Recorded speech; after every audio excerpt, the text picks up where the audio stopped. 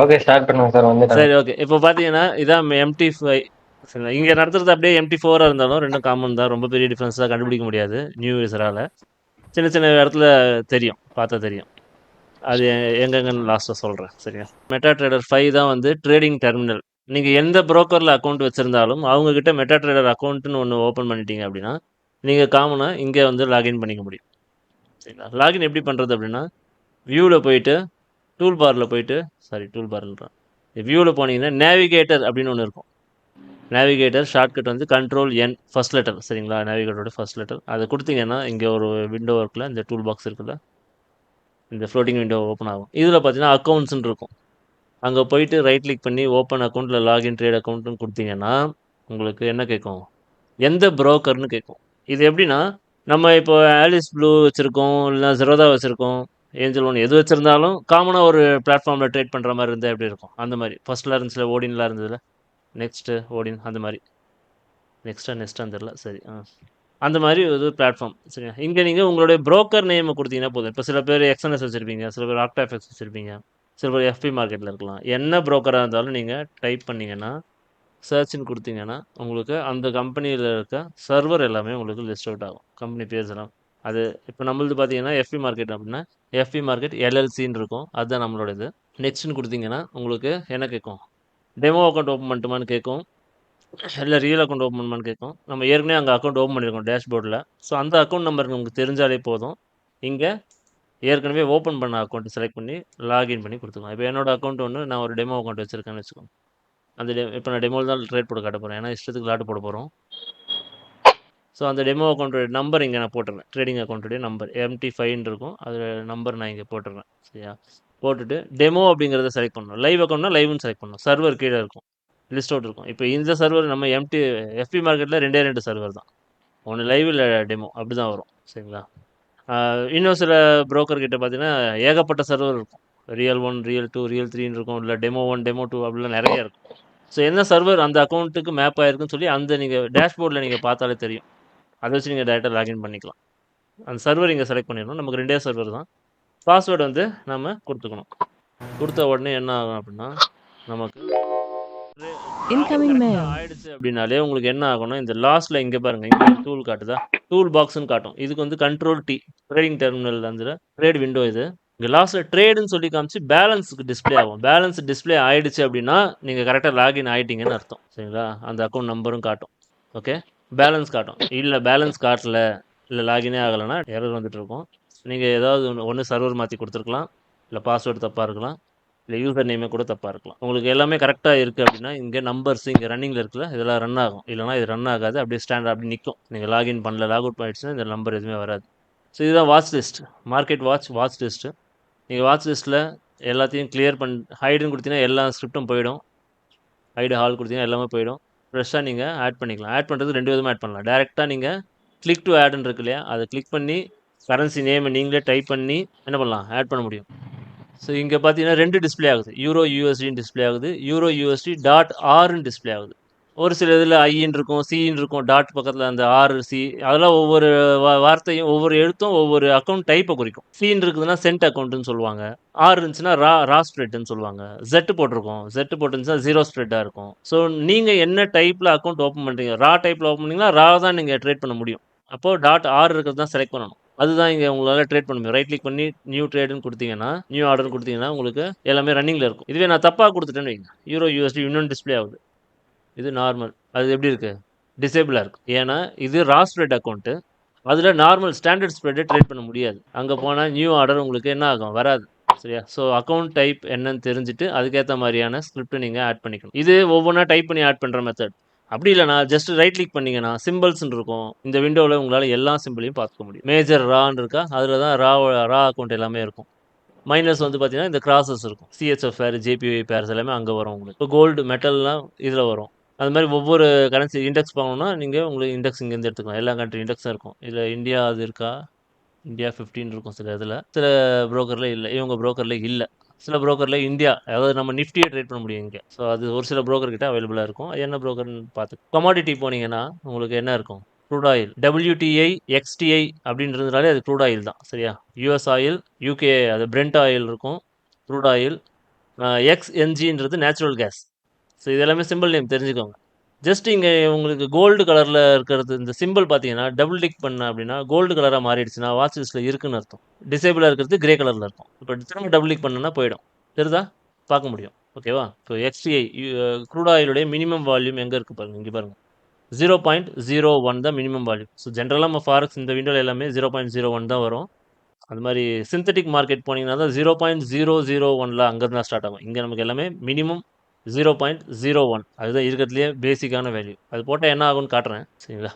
நமக்கு தேவை வாட்ச் லிஸ்ட்டில் இருக்கும். ஆட் பண்ணணும். ஆட் பண்ணிட்டோம். இப்போ இங்கே வந்து நீங்கள் ரைட் கிளிக் பண்ணி சார்ட் விண்டோ அப்படின்னு சொல்லி கொடுத்தீங்கன்னா சார்ட் ஓப்பன் ஆகும். ஸோ இந்த சார்ட் டிஃபால்ட்டாக MT4ல் இல்லை MT5ல் உங்களுக்கு இந்த மாதிரி ஒரு பிளாக் கலர் பேக்ரவுண்டில் ஒயிட் கலர் கிரிட்டில் க்ரீன் அண்டு ஒயிட் ஃபில் கலரில் தான் உங்களுக்கு வந்து சார்ட்ஸ் இருக்கும். இதை நீங்கள் மாற்றிக்க முடியும். ரைட் கிளிக் பண்ணி ப்ராப்பர்ட்டிஸ் போனீங்க அப்படின்னா ஷார்ட்கட் F8 உங்களுக்கு என்ன விண்டோ வரும், இந்த கலரில் சேஞ்ச் பண்ணிக்கிற இடம் வரும். இங்கே நீங்கள் என்ன பண்ணிக்கலாம்னா ஸ்கீம்னு ஒன்று இருக்கும். அங்கே போயிட்டு டைரெக்டாக நீங்கள் மாற்றிக்க முடியும். வேறு வேறு கலர்ஸ் எல்லோ, க்ரீன், பிளாக் அந்த மாதிரி ஏதாவது மாற்றிக்க முடியும். இப்படி டைரெக்டாக மாற்றிட்டு அப்படியே ஓகே கொடுத்தாலும் ஓகே தான். சரிங்களா? இதுலேயும் பார்த்தா ஒரு சில பேருக்கு இந்த இந்த கிரிட்டு வர்றது பிடிக்காது. இப்போ எனக்குலாம் என்னோட சார்ட்டில் இந்த கிரிட்டை நீங்கள் எப்பவுமே பார்த்துருக்க வாய்ப்பே இல்லை. அந்த கிரிட் கலர் வேணான்னா ஒயிட்டுன்னு கொடுத்துக்கோங்க. கிரிட்டே போயிடும். சரியா? இல்லை நன்னுன்னு கொடுத்தீங்கனாலும் கிரிட்டு காணாமல் போயிடும். உங்களுக்கான கலர்ஸ் நீங்கள் மாற்றிக்கணும்னு நினச்சிங்கன்னா ப்ராப்பர்ட்டிஸில் அதே விண்டோவில் போயிட்டு பார் அப்பு புல் கேண்டில் இது ரெண்டுத்துக்கான கலர் ஒன்று வந்து பார்டர் கலர், ஒன்று வந்து ஃபில் கலர். பார் அப்புக்கு வந்து நான் வந்து இப்போ வந்து ஒரு ப்ளூ கலர் கொடுக்குறேன்னு வச்சுக்கோங்க. என்ன ஆயிருக்கு இங்கே பார்த்தா எப்படி தெரியுது? பார்டரும் விக்கும் மட்டும் மாறி இருக்கு. தெரியுதா? அப்போ பார் அப் அப்படிங்கிறது பார்டருடைய கலர், பார் டவுன்ன்றதும் பார்டருடைய கலர். புல் கேண்டில் அப்படிங்கிறது வந்து ஃபில் கலர். அந்த பாருடைய ஃபில் கலர் சேஞ்ச் ஆகும். பார் டவுனுங்கிறதும் உங்களுக்கு பியர் கேண்டில் அப்படிங்கிறது ஃபில் கலர் தான். இதுக்கப்புறம் எல்லாமே வால்யூம் வேணுமா வேணாமா, கீழே இருக்குது இல்லையா வால்யூம் டிக் லைன்ஸ் டிஸ்பிளே ஆகுது, அது வால்யூம்லாம் வேணுமா வேணாமா, அதோடைய கலர் நீங்கள் சேஞ்ச் பண்ண நினைக்கிறீங்கன்னா சேஞ்ச் பண்ணிக்க முடியும். அந்த வால்யூமை ஹைட் பண்ணணுனால ஹைட் பண்ணிக்கலாம். சரியா? Ask price, last price, bid price, ask price இது என்னன்னு உங்களுக்கு தெரியும். மார்க்கெட் டெப்த்தில் பார்த்துருப்பீங்க. பை ப்ரைஸ், செல் ப்ரைஸ் எப்படி மேட்ச் ஆகுதுன்றது. இங்கே பார்த்தீங்கன்னா நமக்கு சின்னதாக தெரியும். 2 லைன் சின்னதாக ஒரு கேப்பில் இருக்குது. ஆக்சுவலாக இது ரா ஸ்ப்ரெட்ன்றதுனால அந்த லைன் சின்னதாக இருக்குது. இதுவே ஸ்டாண்டர்ட் ஸ்ப்ரெட்னா நல்லா பெருசாக இருக்கும். 2 லைனுக்குமான கேப் வந்து அதிகமாக இருக்கும். ஷோ டிக் வால்யூம் இருக்கா? அந்த டிக் வால்யூம் எடுத்து விட்டீங்க அப்படின்னா கீழே இருக்க வால்யூம் லைன்ஸ் போயிடும். ஸோ இது எல்லாமே எங்கே இருக்குது? இந்த ஷோ அப்படின்ற ஒரு டேபில் இருக்குது. இந்த கலர்ஸ் டேபில் என்ன இருந்துச்சு? கலர்ஃபுல்லாக இருந்தது. ஷோ டேபில் எதெல்லாம் உங்களுக்கு சார்ட்டில் வேணுமோ வேணாமோ அது எல்லாமே எனேபிள் பண்ணிக்கலாம், டிசேபிள் பண்ணிக்கலாம். ட்ரேட் ஹிஸ்ட்ரி அப்படின்னா இப்போ நான் டெய்லி சார்ட் போடுறேன் இல்லையா? சார்ட் போடும்போது நான் எங்கே பை எடுத்தேன், செல் எடுத்தேன் ஒரு லைன் போட்டு காட்டுதில்ல, அதுதான் அந்த ட்ரேட் ஹிஸ்ட்ரி. அது வேணாம்னாலும் ஹைட் பண்ணிக்க முடியும். நம்ம ட்ரேட் எடுத்தது சார்ட்டில் டிஸ்ப்ளே ஆகணுமா வேணாமா அப்படிங்கிறது ட்ரேட் லெவல்ஸ் இருக்குது. ஸோ அதை ஆஃப் பண்ணிங்கன்னா நீங்கள் ட்ரேட் எடுத்தாலும் சார்ட்டில் டிஸ்ப்ளே ஆகாது. ஆனால் அதை ஆஃப் பண்ணுறது நல்லது இல்லை. ஏன்னா சார்ட்லேயே நம்ம என்ன பண்ணுவோம், டார்கெட்டு, ஸ்டாப் லாஸ்லாம் மூவ் பண்ணுவோம். அதனால அது இருக்கிறது நல்லது. இது ரெண்டுமே இருக்கிறது நல்லது. இதில் இவ்வளோதாங்க. காமனில் போயிட்டு என்ன இருக்கும்? பார் டைப், கேண்டில் ஸ்டிக்ஸு, சார்ட்டோடைய டைப் மாறும். பார் சார்ட்னா பார் சார்ட் ஓப்பன் ஆகும். கேண்டில் ஸ்டிக்ஸ்னா இப்போ டிஃபால்ட் நம்ம யூஸ் பண்ணுறது. லைன் சார்ட்னா உங்களுக்கு தெரியும் லைன் சார்ட்டாக மாறி இருக்கும். ஸோ எது வேணுமோ அது மாற்றிக்கலாம். இவ்வளோதான் இதில். ஸ்கேல் அப்படிங்கிறது just zoom out, zoom in தான். அதுக்கப்புறமா உங்களுக்கு எப்பயும் போல் இந்த எக்ஸ் ஆக்சஸில் கிளிக் பண்ணி ஜூம் பண்ணிங்கன்னா கேண்டலோடைய சைஸ் வந்து டேட் வைஸ் வந்து உங்களுக்கு என்ன ஆகும்? எக்ஸ்பெண்ட் ஆகும். ப்ரைஸ் இதில் எக்ஸ்பெண்ட் பண்ணி பார்க்கணுன்னா கிளிக் பண்ணி அப் அண்ட் டவுனில் கொடுக்கலாம். ஒரு லெவலுக்கு மேலே ரொம்ப ஏறாது. உங்களுக்கு ட்ரேடிங் வியூவில் பார்க்குற அளவுக்கு ஸ்மூத்தாலாம் இருக்காது. ஏன்னா இது ஒரு விண்டோஸ் அப்ளிகேஷன். இது இப்படி தான் இருக்கும். சரியா? அதே மாதிரி சார்ட்டில் மேலே இங்கே டூல் பாக்ஸ் இருக்குல்ல, மேலே டூல் பாக்ஸ் இருக்கும். டூல் பாக்ஸில் நிறைய டூல் பாக்ஸ் இருக்கும். ஒவ்வொரு டூல் பாக்ஸாக எடுக்கிறேன். இது வந்து என்னது? நமக்கு டிராயிங் டூல்ஸு. நம்ம இங்கே பெருசாக அனலைசிஸ் பண்ண போகிறதில்ல. ஸோ டிராயிங் டூல்ஸ் இருக்குது. இது வேணாம் அப்படின்னா நீங்கள் இதை கஸ்டமைஸ் கூட பண்ணிக்க முடியும். ஆக்சுவலாக ரைட் கிளிக் பண்ணி கஸ்டமைஸ்ன்னு கொடுத்தீங்கன்னா உங்களுக்கு என்னென்ன டூல்ஸ் வேணுமோ மொத்தமாக அவைலபிள் டூல்ஸு லெஃப்ட் சைடில் இருக்குது. ரைட்டில் உங்களுக்கு தேவையான டூல்ஸை நீங்கள் இங்கேருந்து கிளிக் பண்ணி கொண்டு வந்துக்கலாம். இப்போ எனக்கு இன்கேஸ் எனக்கு இந்த இந்த ஏரோ அப்படிங்கிறது வேணும்னா அதை செலக்ட் பண்ணியிருக்கேன். ரிமூவ்னு கொடுத்தனா இங்கேருந்து போயிடும். இப்போ இந்த டெக்ஸ்ட் டூல் எனக்கு வேணாம், ரிமூவ் கொடுத்தா போயிடும். ஸோ கிட்டத்தட்ட இங்கே மாறுது பாருங்க. லீனியர் ரெக்ரெஷன் ஆட் பண்ண போகிறேன் அப்படின்னா இந்த டூல் வந்து ஆட் பண்ணுறேன் அப்படின்னா இங்கே எனக்கு ஆட் ஆகும். ஸோ எந்தெந்த டூல்ஸ் வேணும் வேணாம் அப்படிங்கிறத நீங்கள் முடிவு பண்ணி என்ன பண்ணிக்கலாம், கொடுத்துட்டு க்ளோஸ்ன்னு கொடுத்தீங்கன்னா உங்களுக்கு இந்த டூல் பாக்ஸ் வந்துடும். இந்த டூல் பாக்ஸ் இங்கே இப்படி இருந்தால் டிஸ்டர்பன்ஸாக இருக்கும். ஸோ இதை வந்து அதோட பேரண்ட் விண்டோலேயே கொண்டு போயிட்டு உட்கார வச்சுருவோம். கிளிக் பண்ணி ட்ராக் பண்ணிங்கன்னா மேலே வந்துடும். அதுக்கடுத்து இங்கே என்ன இருக்குது? M1, M5, M15 இருக்கா? இதெல்லாம் டைம் இன்டர்வல். இதையும் நீங்கள் கஸ்டமைஸ் பண்ணிக்க முடியும். ரைட் கிளிக் பண்ணிங்க அந்த விண்டோவில் அப்படின்னா கஸ்டமைஸ் இருக்கும். இதில் கஸ்டமைஸ் என்ன பண்ணணும், எந்தெந்த டைம் ஃப்ரேம் வேணும் வேணாம் அப்படின்னு டிசைட் பண்ணிக்கலாம். இங்கே தான் MT4க்கும் MT5க்கும் ஒரு சின்ன டிஃப்ரென்ஸ். MT4ல் 3 மினிட்ஸ் அப்படின்ற ஒரு ஆப்ஷன் இருக்காது. எம்டி ஃபைல்ல 3 மினிட்ஸ் சார்ட் இருக்கும். இப்போ எனக்கு 3 மினிட்ஸை நான் என்ன பண்ணுறேன், இன்சர்ட் பண்ணுறேன். 3 மினிட்ஸ் எங்கே போயிடுச்சு, லாஸ்ட்டில் வந்துடுச்சு. இங்கே இருக்குது. எனக்கு எங்கே வேணும், 1 மினிட் பக்கத்தில் வேணும் அப்படின்னா இங்கேயே கிளிக் பண்ணி அப்படியே மேலேயே மூவ் பண்ணி கொண்டு போகலாம். அப்படி இல்லை இங்கே அப் டவுன் பட்டன் இருக்குது, அதை வச்சும் நீங்கள் என்ன பண்ணலாம், 3 மினிட்ஸை கொண்டு போய்க்கலாம் மேலே. எனக்கு மந்த்லி சார்ட் தேவையில்லை அப்படின்னு நினைக்கிறேன். அப்போ நான் என்ன பண்ணுறேன், மந்த்லி வச்சுட்டு ரிமூவ் கொடுக்குறேன். வீக்லியும் தேவையில்லை, ரிமூவ் கொடுக்குறேன். ஸோ இவ்வளோ தான் நம்ம யூஸ் பண்ண டைம் ஃப்ரேம்னா இவ்வளோ தான் வேணும். ஸோ டைம் ஃப்ரேமில் இவ்வளோ தான். இதுக்கு அடுத்து இருக்கிறது எல்லாமே இது எல்லாமே கோடிங் சம்மந்தப்பட்டது. ஐடிஇ, அல்கோ அதை பற்றி இருக்கிறது. அப்புறம் சார்ட் டைப்பு. இது இந்த வெளியே உள்ளே பார்த்தோம் இல்லையா, இங்கே ரைட் கிளிக் பண்ணி ப்ராப்பர்ட்டிஸில் இங்கே பார்த்தோம்ல, காமனில் என்னென்ன டைப் பார்த்தோம், 3 சார்ட் பார்த்தோம்ல, அதுலேயே 3 பட்டன் தான் இங்கே இருக்குது, தெரியுதுங்களா? இங்கே வந்து ஸ்கேல் பார்த்தோம் இல்லையா, இந்த ஸ்கேல் ஆப்ஷன் தான் இங்கே ப்ளஸ் மைனஸ் ஜூம் ஆப்ஷனில் கொடுத்துருக்காங்க. ஸோ எல்லாமே இங்கே தான். ஸ்க்ரீன்ஷாட் எடுக்கணும் அப்படின்னா இதோ இருக்கு பாருங்க, லாஸ்ட்டில் ஒரு கேமரா பட்டன் இருக்கா, இதுதான் ஸ்க்ரீன்ஷாட் எடுக்கிறதுக்கு. ஐடிஇ அப்படிங்கிறது பார்த்தீங்கன்னா கோடிங் எழுதுறதுக்கு. உங்களுக்கு ஏதாவது அல்கோ நீங்கள் டெவலப் பண்ணணும், இண்டிகேட்டர் எழுதணும் அப்படின்னா இந்த ஐடிஇ விண்டோ ஓப்பன் பண்ணிங்கன்னா உங்களுக்கு தனியாக என்ன ஆகும், ஐடிஏ ஓப்பன் ஆகும். ஸோ இங்கே நீங்கள் கோடிங் எல்லாம் எழுதிக்கலாம். ஸோ இண்டிகேட்டர்ஸ் எல்லாமே இங்கே இருக்கும், சரிங்களா? ஸோ இப்படி தான் கோடிங் எழுதுவோம். இங்கே தான் நம்ம எல்லாம் கோடிங் எழுதுவோம். இங்கே கோடிங் எழுதி கம்பைல் பண்ணுறது எல்லாம் இதெல்லாம் இங்கே நம்ம சொல்லிக் கொடுக்க வேண்டியதில்லை, ஏன்னா இதெல்லாம் யூஸ் பண்ண போகிறதில்ல இல்லையா. ஸோ ஜஸ்ட் ஐடி எப்படி வரணும்னா இங்கேயே இருக்குது. ஸோ இவ்வளோதாங்க இதில் நம்ம யூஸ் பண்ணுறது. மெயினாக மார்க்கெட் வாட்ச்சு, நேவிகேட்டரில் நம்ம அக்கௌண்ட் மட்டும்தான் பார்த்தோம். ஏதாவது இண்டிகேட்டர் ஆட் பண்ணணும்னாலும் நீங்கள் என்ன பண்ணலாம், நேவிகேட்டரில் போனீங்கன்னா இங்கே பாருங்கள் இண்டிகேட்டர்ஸ்னு இருக்கும். அங்கே உங்களுக்கு அதோடைய டைப் வைஸ் பிரிச்சிருப்பாங்க. ட்ரெண்டு, ஆசிலேட்டர்னா என்ன இருக்கும், ஆர்எஸ்ஐ அதெல்லாம் அங்கே வந்துடும். ஸோ உங்களுக்கு எல்லாமே வந்து அந்த இண்டிகேட்டரோட டைப் வைஸ் பிரித்து வச்சுருப்பாங்க. நான் இப்போ எக்ஸாம்பிள் ஒரு மூவிங் ஆவரேஜ் ஆட் பண்ணேன், 50 மூவிங் ஆவரேஜ் ஆட் பண்ணுறேன் அப்படின்னா டபுள் கிளிக் பண்ணால் போதும், கரண்ட்டாக ரன்னிங்கில் இருக்க சார்ட்டில் எனக்கு அந்த மூவிங் ஆவரேஜ் ஆட் ஆகும். அப்போ நான் வந்து கொடுக்கணும், லென்த் கொடுக்குறோம், சரிங்களா, பீரியட். ஸோ லென்த் நான் 50 கொடுக்குறேன். என்ன டைப், எக்ஸ்பொனென்ஷியல் இஎம்ஐ ஆட் பண்ண போகிறேன். ஸோ எந்த எந்த ப்ரைஸை பேஸ் பண்ணுது, ஹை, லோ, க்ளோஸ். ஜென்ரலாக எல்லாரும் க்ளோஸ் தான் யூஸ் பண்ணுவோம். ஸோ க்ளோஸ் யூஸ் பண்ணிக்கிறோம். அந்த மூவிங் ஆவரேஜோடைய கலர் என்னவா, கலர் வந்து ப்ளூ கலர் கொடுத்துருக்கேன், டீப் ஸ்கை ப்ளூ கொடுத்துருக்கேன். இவ்வளோ தான். இதுக்கப்புறம் உங்களுக்கு லைன் வித் வேணும்னா மாற்றிக்கலாம், லைனோட ஸ்டைல் வேணும்னா மாற்றிக்கலாம், மூவிங் ஆவரேஜ் எப்படி வேணும்ன்ட்டு. அப்போ லைனுடைய வித் இங்கே இருக்கு, எந்த வித்தில் வேணும். ஸோ நான் வந்து லைன் வித் 2 கொடுத்துக்கிறேன், சரியா. கொடுத்துட்டு இப்படி ஓகே அப்படின்னு கொடுத்தேன்னா 50 இஎம்ஏ, சரியா. 50 இஎம்ஏடைய க்ளோஸ் ப்ரைஸு டீப் ஸ்கை ப்ளூவில் லைன் வித் 2ல் சாலிட் லைனில் எனக்கு வந்துடும். இப்போ எனக்கு இன்னொரு இஎம்ஐ தேவை அப்படின்னா திரும்ப போய் ஆட் பண்ணுறேன். எனக்கு வந்து ஒரு 200 இஎம்ஐ தேவைப்படும். ஸோ 200 இஎம்ஐக்கு ஜென்ரலாக யூஸ் பண்ணுற கலர் கிரே யூஸ் பண்ணுவோம். அதுக்கு கொஞ்சம் வித் இன்க்ரீஸ் பண்ணுறது தான் இன்க்ரீஸ் பண்ணிக்கலாம்.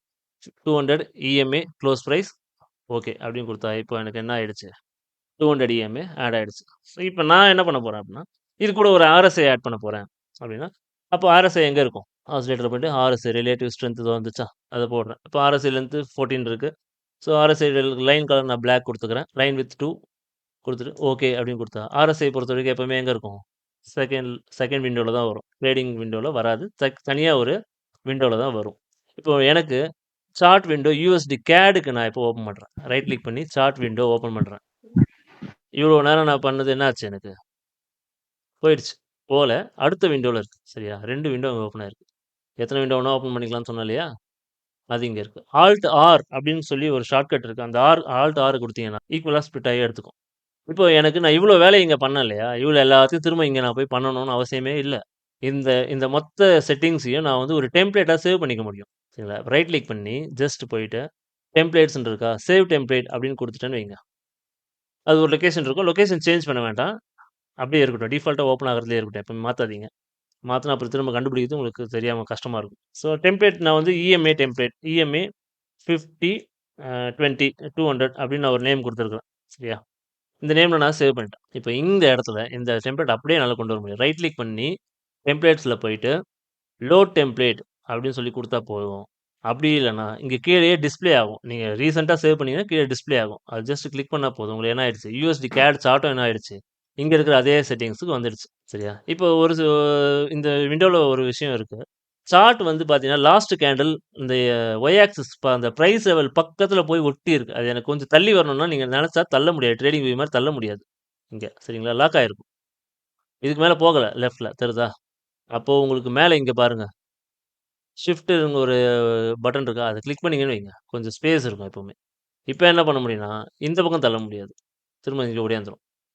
அப்போ இந்த பக்கம் தள்ளணும்னா இதை ஆஃப் பண்ணிங்கன்னா நீங்கள் எங்கே வேணா தள்ளி வைக்கலாம். ஸோ இந்த 2 பட்டனும் எதுக்கு அப்படின்னா இந்த ட்ரேடிங் டெர்மினலில் இந்த கேண்டில்ஸை எந்த பக்கம் நீங்கள் மூவ் பண்ணணுன்ற கண்ட்ரோல் இந்த 2 பட்டனில் இருக்கு.